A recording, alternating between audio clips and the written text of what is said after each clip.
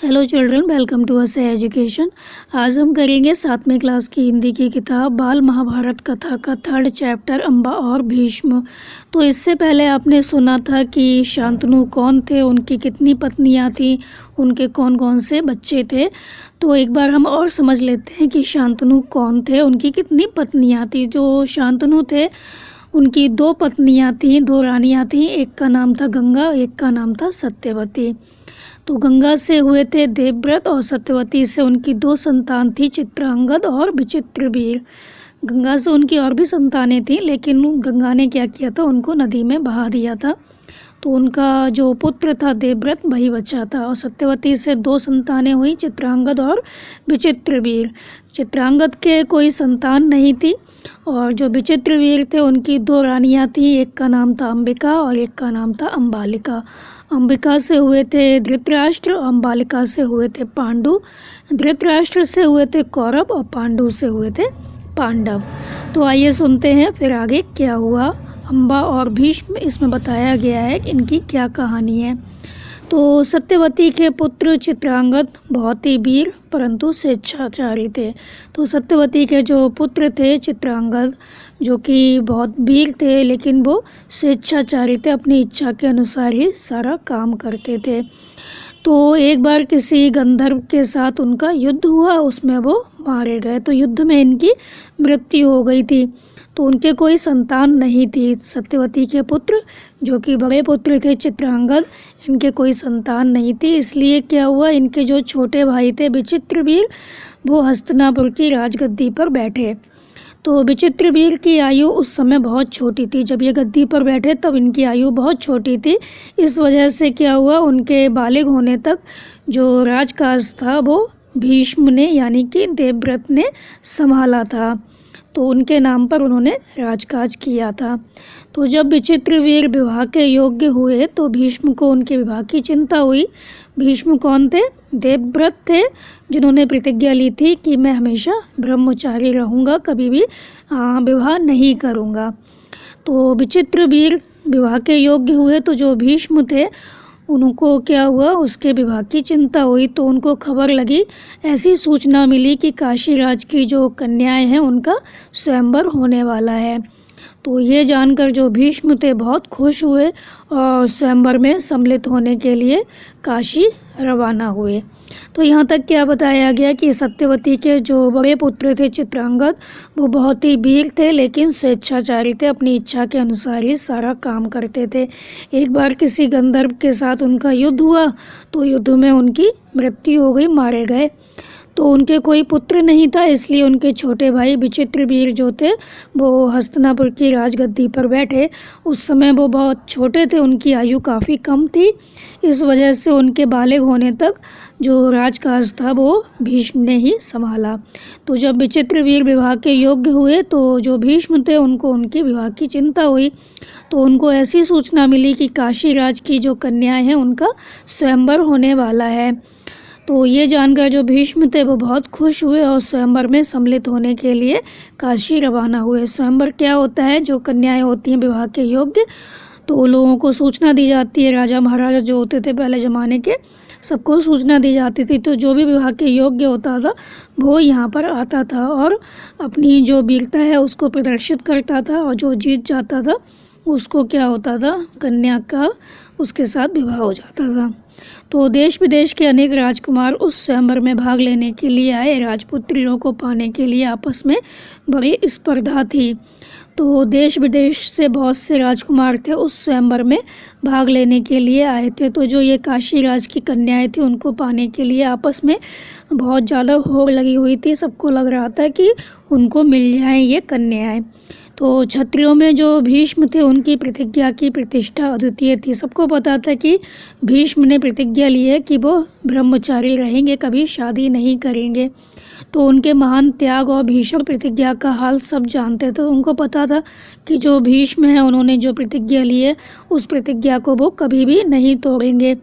इसलिए जब वो स्वयंवर मंडप में प्रविष्ट हुए तो राजकुमारों ने सोचा कि वह सिर्फ क्या करने आए हैं, स्वयंवर देखने के लिए आए होंगे, क्योंकि उनको पता था कि इन्होंने तो प्रतिज्ञा ली हुई है ब्रह्मचारी रहने की। तो ये तो अब शादी करेंगे नहीं, तो उनको लग रहा था कि जो भीष्म हैं वो सिर्फ स्वयंवर देखने के लिए आए हैं। परंतु स्वयंवर में सम्मिलित होने वालों में भीष्म ने भी क्या किया, अपना नाम दे दिया। तो अन्य जो राजकुमार थे उनको बहुत निराशा हुई, क्योंकि उनकी वीरता के किस्से भी सबने सुने थे। तो उनको क्या पता था कि द्रौपदी भीष्म अपने लिए नहीं वरन अपने भाई के लिए स्वयंवर में सम्मिलित हुए हैं। तो उनको ये लग रहा था कि जो भीष्म है वो स्वयं स्वयंवर करना चाहते हैं, शादी करना चाहते हैं। उनको नहीं पता था कि इतना कठिन व्रत लेने वाले जो भीष्म हैं वो अपने लिए नहीं बल्कि स्वयंवर में अपने भाई के लिए सम्मिलित हुए हैं, शामिल हुए हैं। तो सभा में क्या होता है, खलबली मच जाती है, सब तरफ बातें बनने लगती हैं, चारों ओर से भीष्म पर फुफ्तियाँ कसी जाने लगी।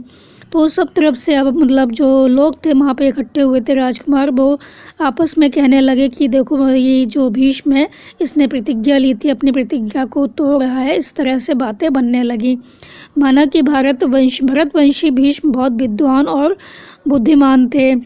स्वयंवर से उन्हें क्या मतलब, उनके प्रण का क्या हुआ, जीवन भर ब्रह्मचारी रहने की उन्होंने जो प्रतिज्ञा की थी क्या वह झूठी थी।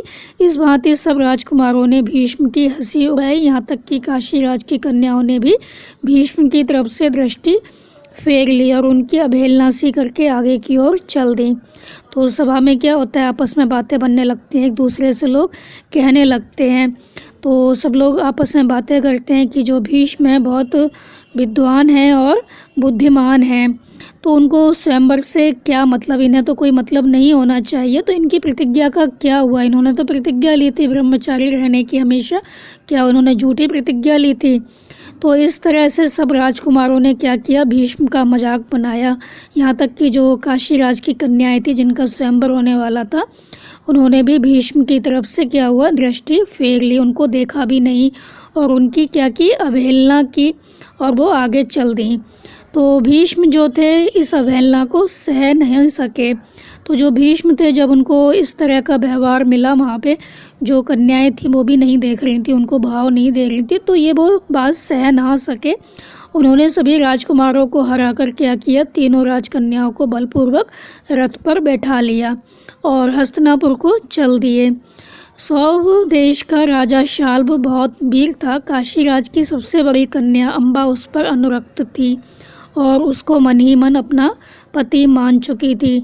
तो जो भीष्म थे उनको भी काफ़ी गुस्सा आ रहा था, तो उन्होंने क्या किया, सभी राजकुमारों को हरा दिया और जो तीनों राजकन्याएं थीं उनको बलपूर्वक रथ पर बिठा लिया और हस्तिनापुर की ओर चल दिए। तो सौव देश का राजा जो शाल्व था बहुत वीर था। काशीराज की जो सबसे बड़ी कन्या थी जिसका नाम था अम्बा, वो उसको चाहती थी और उसको मन ही मन अपना पति मान चुकी थी। तो जो अम्बा थी वो सौव देश के राजा शाल्व को अपना पति मान चुकी थी, मन ही मन में उसको बहुत चाहती थी। तो शाल्व ने भीष्म के रथ का पीछा किया और उसको रोकने का प्रयास किया। इस पर भीष्म और शाल्व के बीच क्या होता है, घोर युद्ध होता है।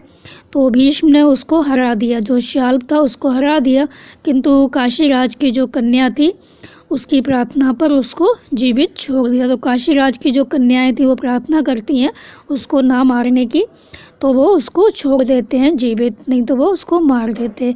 तो यहाँ तक क्या बताया गया कि जो भीष्म थे वो इस बात को सहन नहीं कर सके कि उनकी माँ पर इस तरह से बेइज्जती हो रही है, लोग उसको तरह तरह की बातें बनाकर अपमानित कर रहे हैं। तो जो काशीराज की कन्याएं थी वो भी उनकी तरफ नहीं देख रही थी, इससे उनको बहुत बुरा लगा। तो उन्होंने क्या किया, सभी राजकुमार थे उनको हरा दिया और जो तीनों राजकन्याएं थी जिनका स्वयंवर होने वाला था उनको बलपूर्वक अपने रथ में बिठा लिया और हस्तिनापुर की ओर चल दिए। तो जो सौव देश का राजा शाल्व था वो बहुत वीर था। तो काशीराज की सबसे बड़ी जो कन्या थी अम्बा, वो उस पर अनुरक्त थी और उसको अपना पति मान चुकी थी, शाल्व को अपना पति मान चुकी थी। तो शाल्व ने क्या किया, भीष्म के रथ का पीछा किया और उसे रोकने का प्रयास किया। इस पर भीष्म और शाल्व के बीच क्या होता है, घोर युद्ध होता है।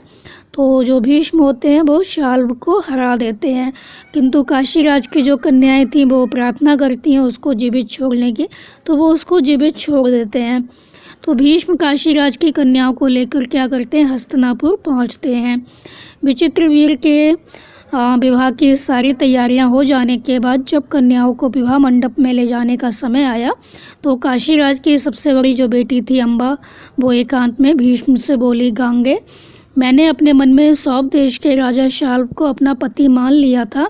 इसी बीच आप मुझे बलपूर्वक यहाँ ले आए। मेरे मन की बात जानने के बाद आप मेरे बारे में अब जो उचित समझें वो करें। वो कहती है, मेरे मन की बात जानने के बाद आपको जो उचित लगे आप वो करें। मैंने आपको अपने मन की बात बता दी कि मैं शाल्व को अपना पति मान चुकी हूँ, अब आपको जो ठीक लगे वो आप करें। तो भीष्म को अम्बा की बात जची। उन्होंने अम्बा को उसकी इच्छा अनुसार उचित प्रबंध के साथ शाल्व के पास भेज दिया और अम्बा की दोनों बहनें ज्योति अंबिका और अम्बालिका का विचित्रवीर के साथ विवाह करा दिया। तो जो अम्बा थी जब सारी बात भीष्म को बताती है तो जो भीष्म होते हैं वो क्या करते हैं, और प्रबंध करते हैं उसको शाल्व के पास भेजने का और उसको शाल्व के पास भेज देते हैं। और अम्बा की जो दोनों बहनें थी अंबिका और अम्बालिका, उनका विवाह विचित्रवीर के साथ करा देते हैं। तो जो अम्बा होती है अपने मनोनीत वर सौभराज शाल्व के पास जाती है और सारा वृतांत कहती है। तो जो अम्बा होती है वो क्या करती है, फिर जो सौभराज शाल्व है उनके पास जाती है, जो कुछ घटना उसके साथ में बीती थी वो उनको बताती है। उसने कहा, राजन, मैं आपको ही अपना पति मान चुकी हूँ और मेरे अनुरोध से भीष्म ने मुझे आपके पास भेजा है, आप मुझे अपनी पत्नी स्वीकार कर लें। तो वो बताती है उनको कि मैं आपको अपना पति मान चुकी हूँ और मैंने जो भीष्म थे उनसे विनती की, उनसे अनुरोध किया तो उन्होंने मुझे आपके पास भेज दिया, तो आप मुझे अपनी पत्नी स्वीकार कर लीजिए। लेकिन जो शाल्व होता है वो नहीं मानता। उसने अम्बा से कहा कि सारे राजकुमारों के सामने भीष्म ने मुझे क्या किया, युद्ध में पराजित किया और तुम्हें बलपूर्वक हरण करके ले गया। इतने बड़े अपमान के बाद मैं तुम्हें कैसे स्वीकार कर सकता हूँ। तुम्हारे लिए अब उचित यही है कि तुम भीष्म के पास जाओ और उनकी सलाह के मुताबिक ही काम करो। तो जो शाल्व होता है वो उसको अपनी पत्नी स्वीकार नहीं करता। वो अम्बा से कहता है कि इतने सारे राजकुमार थे, उसके सामने क्या हुआ, भीष्म ने मुझे युद्ध में पराजित कर दिया, इतनी बेइज्जती की उन्होंने मेरी, और तुमको उठाकर ले गया बलपूर्वक। इतने बड़े अपमान के बाद मैं तुमको कैसे स्वीकार कर सकता हूँ। अब तुम्हारे लिए ठीक यही है कि तुम भीष्म के पास चली जाओ और जैसी वो सलाह दे उसके मुताबिक काम करो, वैसे ही काम करो। तो बेचारी अम्बा हस्तिनापुर लौट आई और भीष्म को सारा हाल कह सुनाया। उन्होंने विचित्रवीर से कहा, वत्स, राजा शाल्व अम्बा को स्वीकार नहीं करता। इससे विदित होता है कि उसकी इच्छा अम्बा को पत्नी बनाने की नहीं थी। अब उसके साथ तुम्हारा विवाह करने में कोई आपत्ति नहीं रही है, पर विचित्रवीर अम्बा के साथ विवाह करने को राजी ना हुए। अब बेचारी जो अम्बा थी क्या करती है, हस्तिनापुर वापस आ जाती है और जो भीष्म थे उनको सारा हाल कह सुनाती है, उनको सारी बात बताती है कि जो शाल्व हैं वो मुझको अपनी पत्नी स्वीकार नहीं कर रहे हैं। तो जो भीष्म होते हैं वो विचित्रवीर से कहते हैं कि बेटे वत्स, आज जो राजा शाल्व हैं वो अम्बा को स्वीकार नहीं कर रहे हैं। इससे ऐसा लगता है कि उनकी इच्छा अम्बा को पत्नी बनाने की नहीं थी। अब तुम्हारा इनके साथ विवाह करा दिया जाए तो कोई आपत्ति नहीं होगी किसी को, लेकिन जो विचित्रवीर होता है वो अम्बा के साथ विवाह करने को राजी नहीं हो। तो यहाँ पर क्या बताया गया कि जो अम्बा होती है वो अपने मनोनीत पर सौभराज शाल्व के पास जाती है। उसने मन ही मन में उसको अपना पति मान लिया, तो उसके पास जाती है और अपनी जो सारी कहानी है उसको बताती है। वो कहती है कि राजन, मैं आपको अपना पति मान चुकी हूँ और मेरे कहने पर ही भीष्म ने मुझे आपके पास भेजा है, आप मुझे अपनी पत्नी स्वीकार कर लीजिए। लेकिन जो शाल्व होता है वो नहीं मानता। उसको बहुत बुरा लगता है कि भीष्म ने सबके राजकुमारों के सामने उसको पराजित किया और उसको बलपूर्वक, जो अम्बा थी उसको बलपूर्वक उठाकर ले गया। तो उसको ये चीज़ बहुत अपमानित महसूस होती है। तो वो कहता है, इतने बड़े अपमान के बाद मैं तुम्हें कैसे स्वीकार कर सकता हूँ। तुम्हारे लिए अब यही ठीक होगा कि तुम भीष्म के पास चली जाओ और जैसी वो सलाह दे वैसा ही करो। अब बेचारी अम्बा क्या करती है, हस्तिनापुर लौट आती है क्योंकि शाल्व ने उसे ठुकरा दिया, उसको अपनी पत्नी स्वीकार नहीं किया। अब वो हस्तिनापुर लौटती है और भीष्म को सारा अपना हाल है वो सुनाती है। तो जो भीष्म हैं वो क्या करते हैं, विचित्रवीर से कहते हैं कि राजा शाल्व अम्बा को स्वीकार नहीं कर रहे हैं।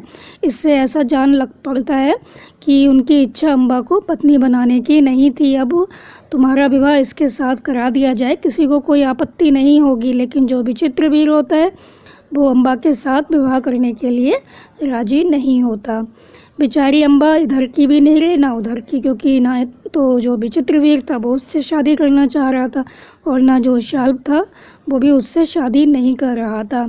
कोई और रास्ता ना देख वह भीष्म से बोली, गांगे मैं तो दोनों ओर से ही गई, मेरा कोई भी सहारा ना रहा। आप ही मुझे हरलाए थे, अतः आपका यह कर्तव्य है कि आप मेरे साथ विवाह कर लें।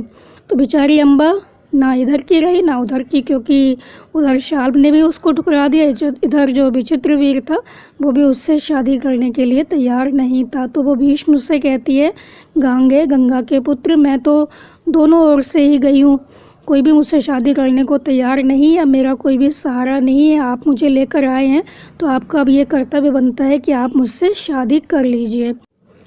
तो यहाँ पर क्या बताया गया कि जो अम्बा होती है वो अपने मनोनीत पर स्वराज शाल्व के पास जाती है। उसने मन ही मन में उसको अपना पति मान लिया, तो उसके पास जाती है और अपनी जो सारी कहानी है उसको बताती है। वो कहती है कि राजन, मैं आपको अपना पति मान चुकी हूँ और मेरे कहने पर ही भीष्म ने मुझे आपके पास भेजा है, आप मुझे अपनी पत्नी स्वीकार कर लीजिए। लेकिन जो शाल्व होता है वो नहीं मानता।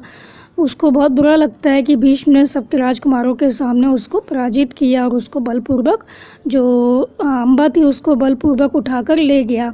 तो उसको ये चीज़ बहुत अपमानित महसूस होती है। तो वो कहता है, इतने बड़े अपमान के बाद मैं तुम्हें कैसे स्वीकार कर सकता हूँ, तुम्हारे लिए अब यही ठीक होगा कि तुम भीष्म के पास चली जाओ और जैसी वो सलाह दे वैसा ही करो।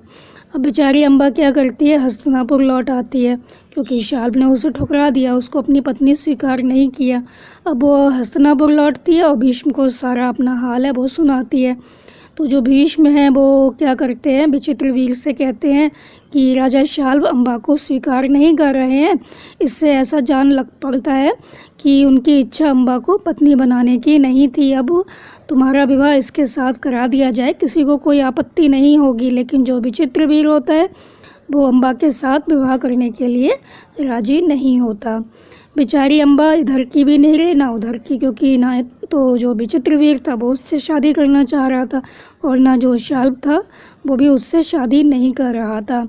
कोई और रास्ता ना देख वह भीष्म से बोली, गांगे मैं तो दोनों ओर से ही गई, मेरा कोई भी सहारा ना रहा।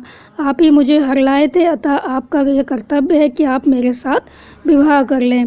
तो बेचारी अम्बा ना इधर की रही ना उधर की, क्योंकि उधर शाल्व ने भी उसको ठुकरा दिया, इधर जो विचित्रवीर था वो भी उससे शादी करने के लिए तैयार नहीं था। तो वो भीष्म से कहती है, गांगे गंगा के पुत्र, मैं तो दोनों ओर से ही गई हूँ, कोई भी मुझसे शादी करने को तैयार नहीं है, मेरा कोई भी सहारा नहीं है। आप मुझे लेकर आए हैं तो आपका अब ये कर्तव्य बनता है कि आप मुझसे शादी कर लीजिए।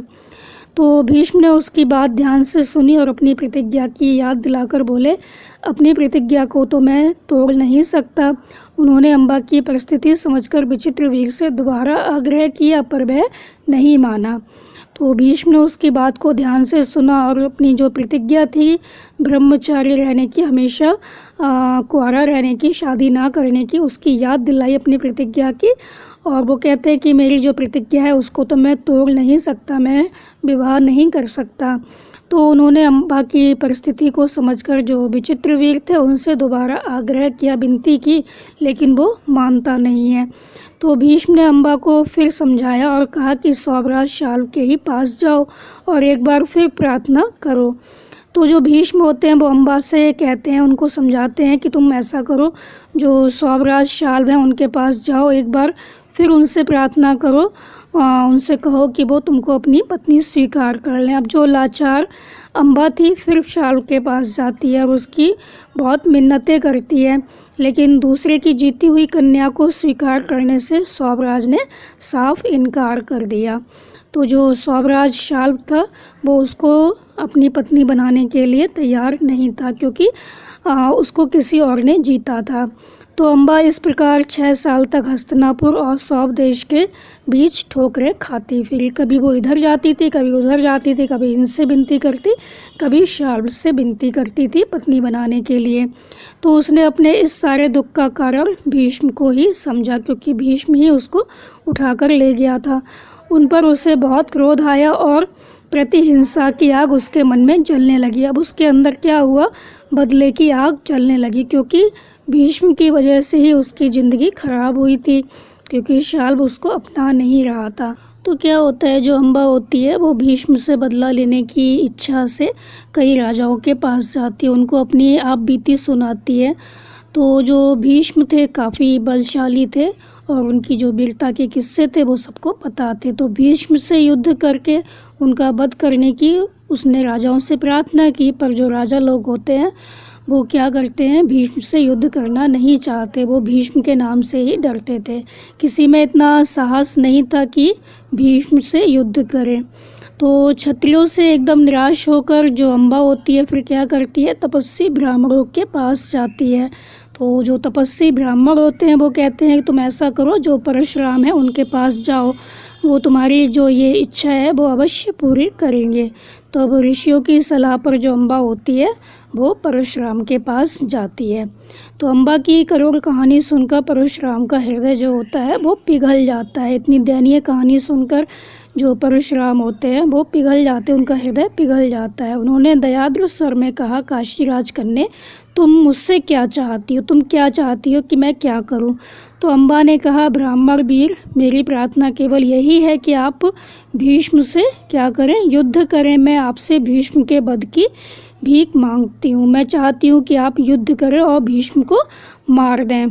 तो परशुराम को अम्बा की प्रार्थना पसंद आई। जो परशुराम थे उनको अम्बा की प्रार्थना पसंद आ जाती है।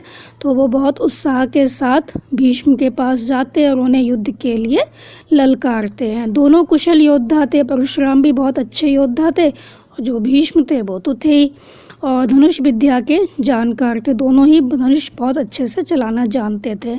तो दोनों ही जितेंद्रिय और ब्रह्मचारी थे। समान योद्धाओं की टक्कर थी।